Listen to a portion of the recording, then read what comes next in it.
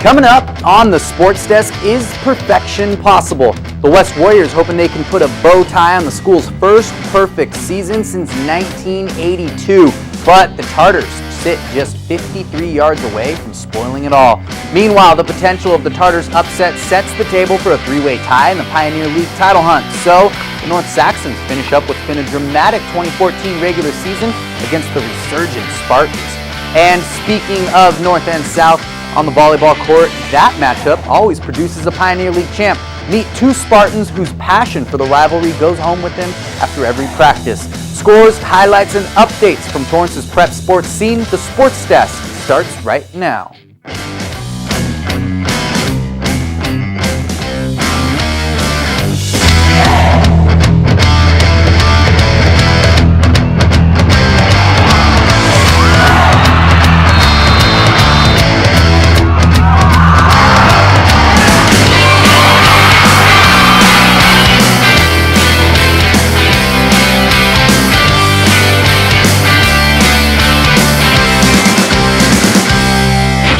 How's it going, Torrance? Welcome to a new week on the Sports Desk. I'm your host, Wan Hernandez. It's been a crazy season of football here in the South Bay. The Pioneer League was given a new look for 2014, and the newest member, the West Warriors, had torn through the regular season, looking for a season sweep against the rest of the Torrance schools. They'd need just one more win to cap off a perfect regular season and the sweep, with only the Torrance Tartars standing in their way on senior night. A Warrior win, and the story is simple. A Tartar win, and the story is all about the biggest upset of the year. So, to Zamperini Stadium, we're going to go. The West Warriors in their road whites, bringing the whiteout crowd with them. Straight to the second half, Tartars trailing 24-13. They catch the Warriors off guard with an onside kick, and they recover the loose ball. This is when things start to get crazy. The Tartars wouldn't move the ball, but they do control the clock and set up Marcos Zambriz for the 51-yard field goal. Torrance trailed 17-0 in the first quarter, storming back to make it a one-possession game now. The ensuing drive, Torrance looking for the tie here. They go with the trick play, and Joey Johnson, he's not fooled at all. He makes the one-handed pick, and then he's going to return it, weaving, bobbing, all the way near midfield. That'd be huge for West because they wouldn't get much offense going in the second half. And it's going to set up Trevor Mallett and Zach McGraw, their second TD connection, and make it 31-16. McGraw almost didn't play football this year because he earned a soccer scholarship. Tonight, he gets 6 catches and 148 yards with those 2 TDs. Fourth quarter now, Torrance still looking for the upset. Tyree Harris finds a hole, and he's going to go 23 yards for the score. It's a one-possession game. Once again, 31-23. Following Tartars' possession coming up here, Harris is in for the goal line TD. The Tartars go crazy. 38 carries, 216 yards, and his second TD nearly completes the comeback. Tartar fans taunting with the white lights.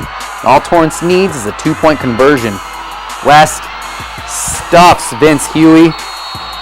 No 2-point conversion there, and they keep the 31-29 lead. Final drive of the game now.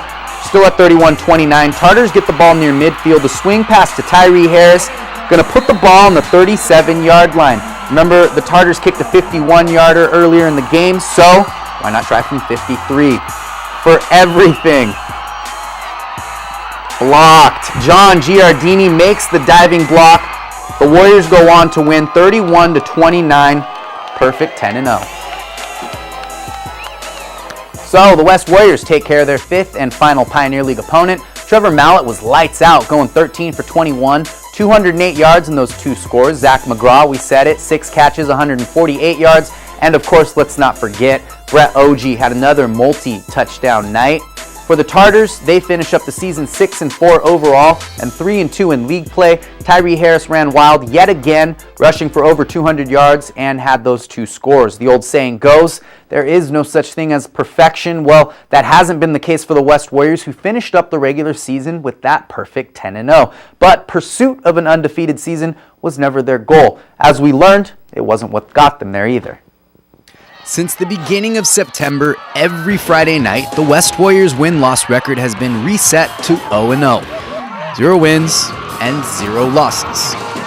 So yeah, we tried to keep their sights, nearsighted. We didn't want them looking down the road, and so we always thought it was 0-0. Let's get the next game, and I think that's what got us here.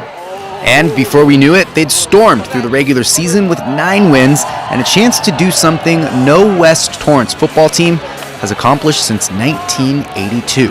And of course, this week we started talking 10-0 a little bit because I think it's special, and you have to, live that dream, and you got to live it. You got to be in the moment. Win number 10 was by far the toughest for the Warriors. A late surge by the Torrance Tartars after falling behind 17-0 in the first quarter to a potential game-time 2-point conversion in the final minutes. Stuffed. Then, in the last minute of the game, against a kicker who drilled a 51-yard field goal earlier in the night from 53 yards and a chance to win it all, dashing the Warriors' hopes for a perfect record, blocked.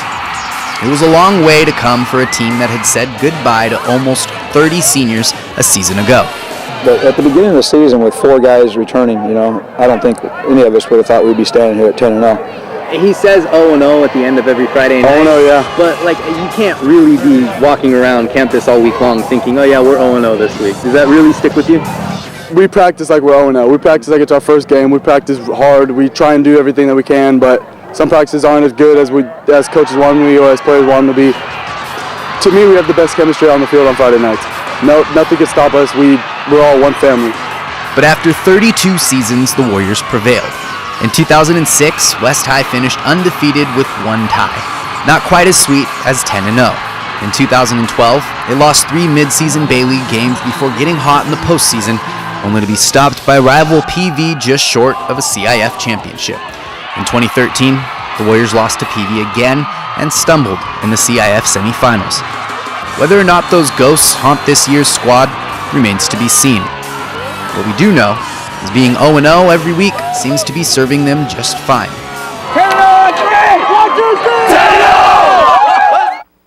Both the North Saxons and the South Spartans entered their final game of the regular season with identical overall records. The last few years when these two teams have played, the games have been pretty close, and with both teams jockeying for better playoff positions, who would come out on top this time? So guess what?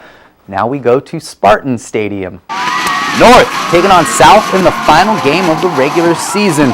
Straight to the first quarter, no score. Mike Juarez finds Justin Allman with a sensational sideline grab that sets up Mike for the rushing TD. He would have 2 on the day. Scampers in on this one. North jumps on top early, 7-0. Later in the first, Mike gets picked by Bailey Biazovic, ensuing South possession. Trent Ogaz fumbles, and Justin Allman going to fall on top of that one for the score. North with a commanding 14-0 lead. Gabe Zuniga here finding Bailey Biazovic in the back of the end zone. South now down by just 1 TD. Fourth quarter, North 14-13. Gabe Zuniga backwards pass falls, and Eddie Pineda picks this one up for the score. North up 21-13. Later in the fourth, same score, Mike with another rushing TD. The Saxons hang on to beat rival South 28-13. Let's hear what Coach Croce and Mike had to say after the game. They battled, and every time we come over here, they come to our place. It's a battle. The Torrance rivalries are always good, so whenever South and North get together, it's a good one, and it was pretty true tonight as well. Overall, we played pretty good. Our defense came out really good in the first half. Third quarter, we were a little off, but we picked it up. We knew what we had to do and execute on defense. But overall, yeah, it was a big bang. Every single play was just everyone getting hit. But that's just how football is. You got to expect it, and that's football. North takes care of business in this one. Chris Kawhi didn't play in his second straight game due to injury.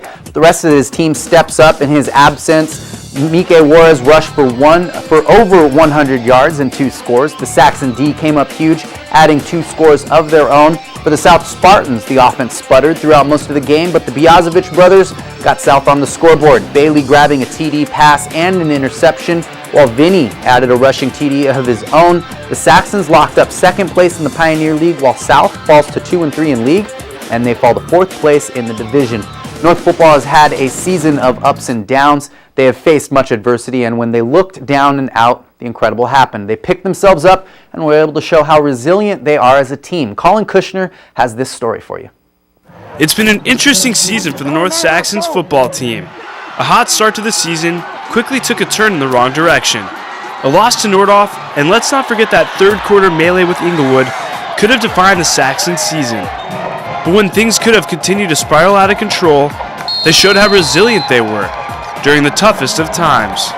Oh man, we had a lot of ups and downs. As a matter of fact, we went to the lowest of the lows this year, I believe, and then but we got back up, got our head shakes, and started focusing more, and came together as a family. That's the most important thing: come together and win as a team. That's the good thing to see is there's no quit in them. Doesn't matter what the scoreboard reads. They're still playing hard. Their motors are going. They're going 100%, and they don't drop their heads. So it's great to see.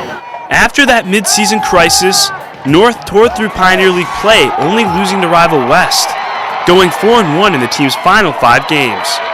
Before the season began, Coach Todd Croce wanted his team to come together as a family, and in the midst of a roller coaster-like year, that's exactly what they did. They really have, and I think that showed tonight. Chris had to be on the sideline again. It's the second week out, and he hasn't been able to play due to his ankle. And just the guys rally around, and Mike's out for a little bit, and we jump in and do something different, and the kids are just, they don't care. They just keep playing football. They really enjoy it. A great finish to the regular season is never a bad start, but when the playoffs begin, the slate is wiped clean. And if there's one thing the Saxons really need to fix, well, it's the amount of penalties they take. Got just mental mistakes of jumping off sides when they go on a long count or the linemen do a little bit of movement. We got to clean that stuff up. I think we have done. A few of our kids definitely have gotten better as the season's gone on, but as a whole, we just can't have it. Reporting for the Sports Desk, I'm Colin Kushner. Thank you for that, Colin. So the Bishop Montgomery Knights have straightened out their season after being outscored 86-20 in their first 4 games. Since that stretch, the Knights offense has come alive, putting up 214 points in their final 6 games. They closed out the regular season against South Catholic opponent Cantwell Sacred Heart.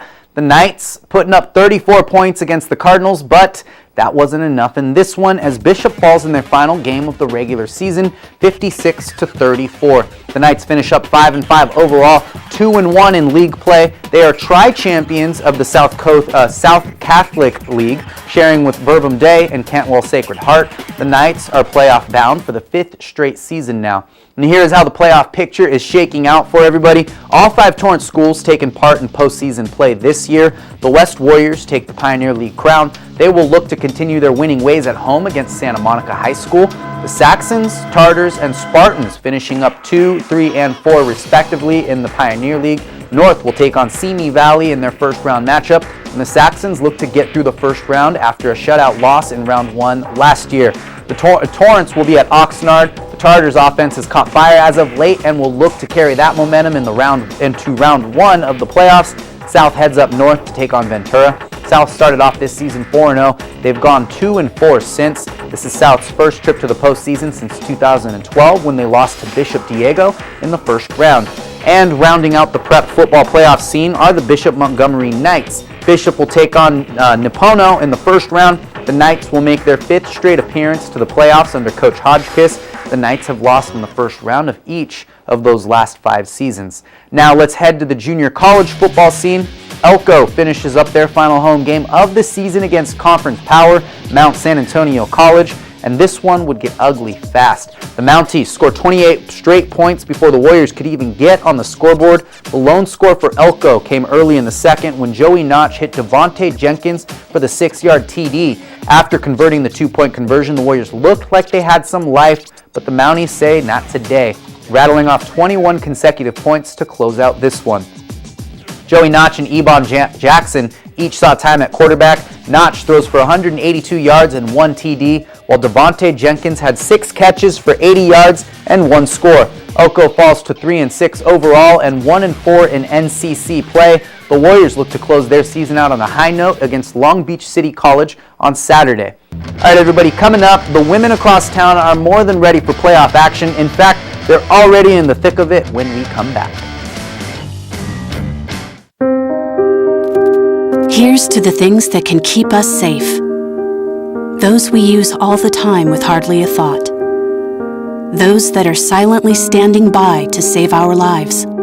And now, those that we carry with us everywhere we go. Many mobile devices will now bring you wireless emergency alerts, real-time information directly from local sources you know and trust. With the unique sound and vibration, you'll be in the know wherever you are.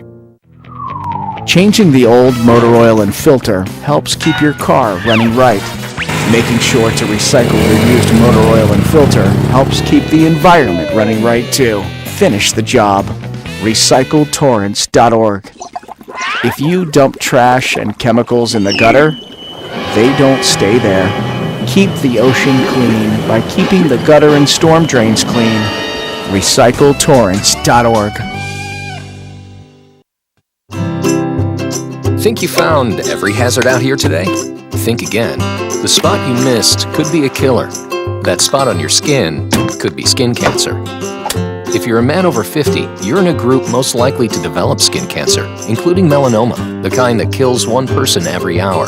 That's why your best shot is to check for a spot. It's easy.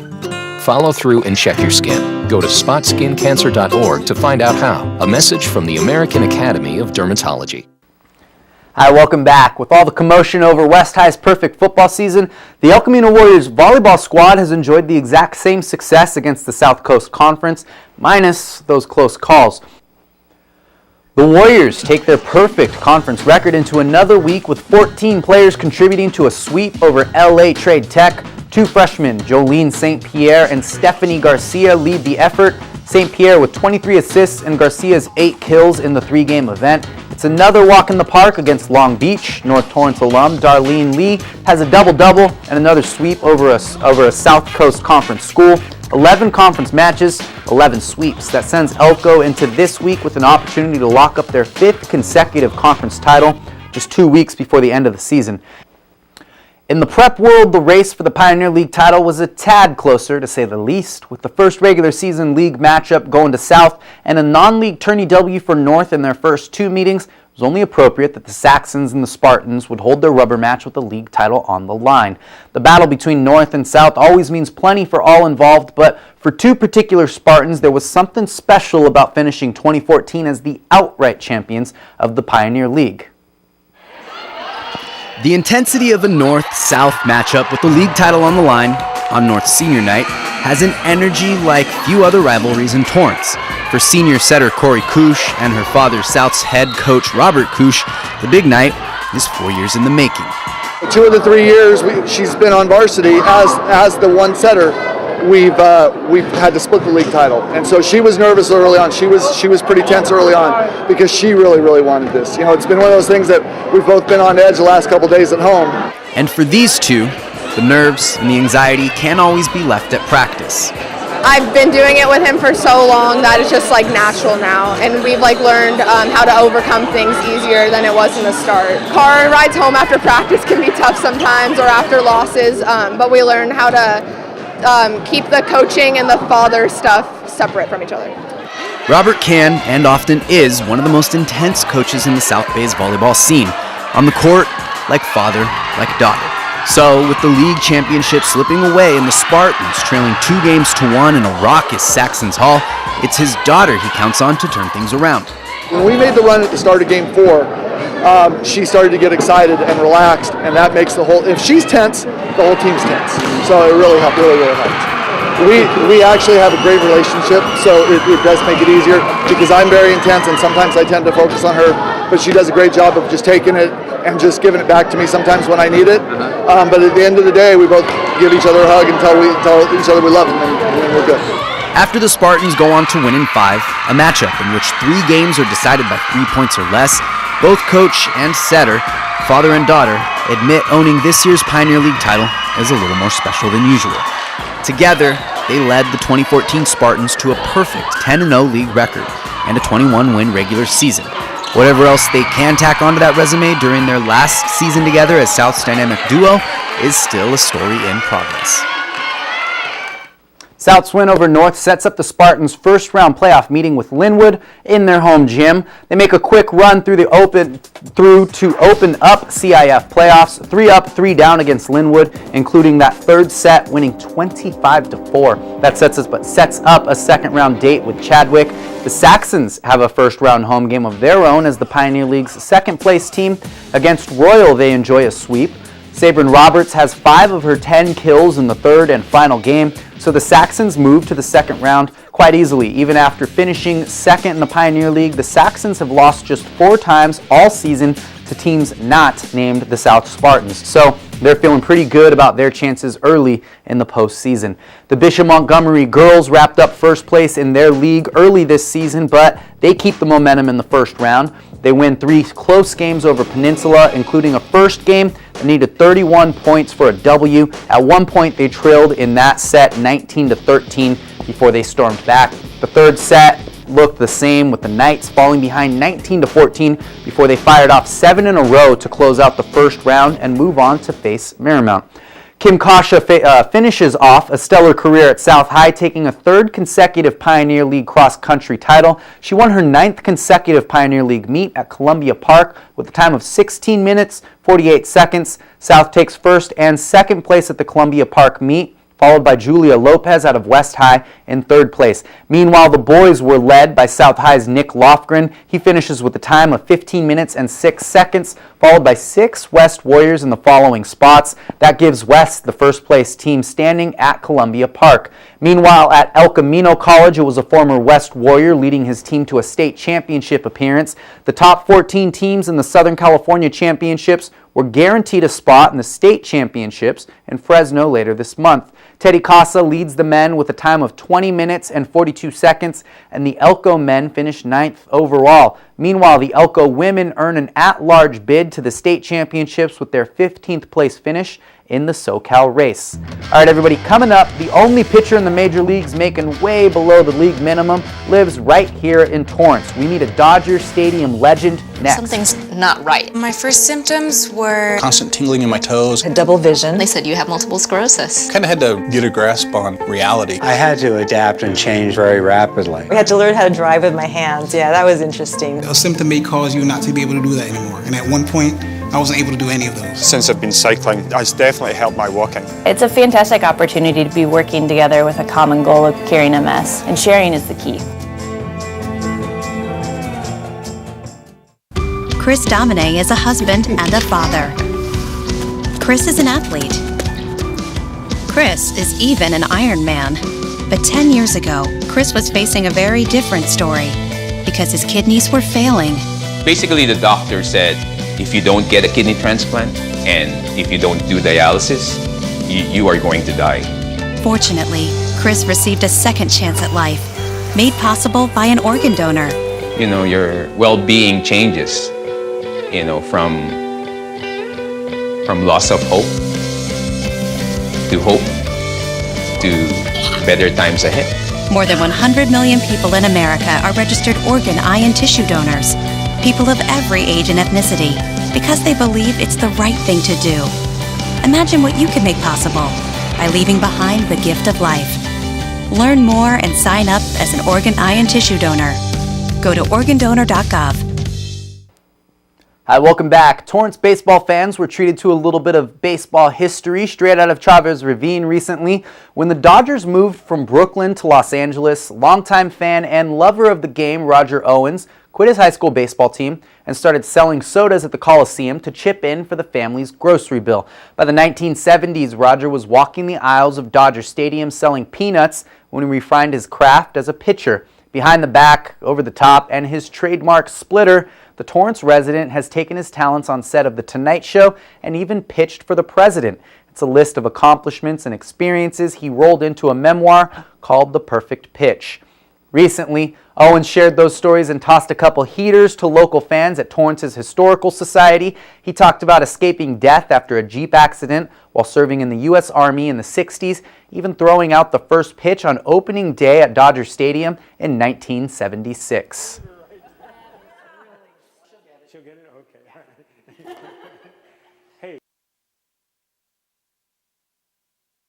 And they said, Roger, we want you to throw a baseball, not a bag of peanuts, from where you sell the peanuts on the loge level, that's the second deck up, all the way. The ball had to travel over the loge level, over the field level, over the backstop screen to Steve Yeager. You remember that name, the Dodger catcher? They called him the Boomer. And the ball was a strike to Steve Yeager. But just remember one thing, and this is what keeps me going, is to laughing and a good sense of humor is so healthy for you. Remember to laugh every day. It's like inner jogging. It's healthy for the mind and the body. Owens is also sure to point out that after more than 50 years, he's still the only pitcher in all of Major League Baseball making less than $1 million a year. How about that? That's going to close out the books on another week with the Sports Desk, everybody. As always, we're available on Facebook if you want to peek at what we're doing throughout the week and which games we're featuring. The Facebook.com SportsDesk TV, or if you'd like to email the show, it's the SportsDesk at torranceca.gov. All right, everybody, that wraps it up. We will see you next time. Have a good one.